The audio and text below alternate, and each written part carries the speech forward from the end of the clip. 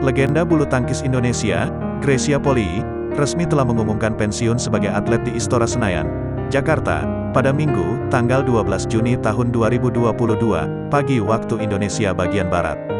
Grecia Poli resmi gantung raket pada usianya yang kini menginjak 34 tahun.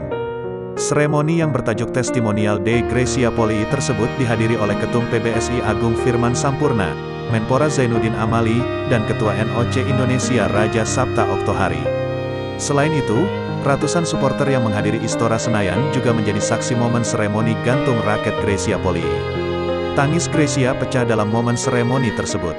Dalam pidatonya, pebulu tangkis kelahiran Jakarta itu mencurahkan seluruh perasaannya dan berterima kasih kepada seluruh pihak yang telah memberikan dukungan.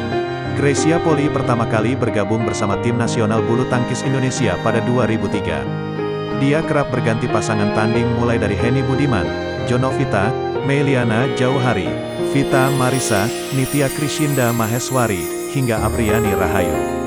Meski demikian, sang legenda tak henti-hentinya mengharumkan nama Indonesia di kancah internasional dengan menorehkan puluhan gelar turnamen individu BWF. Salah satu prestasi yang berhasil diukir Grecia adalah raihan medali emas bersama Apriani di Olimpiade Tokyo 2020.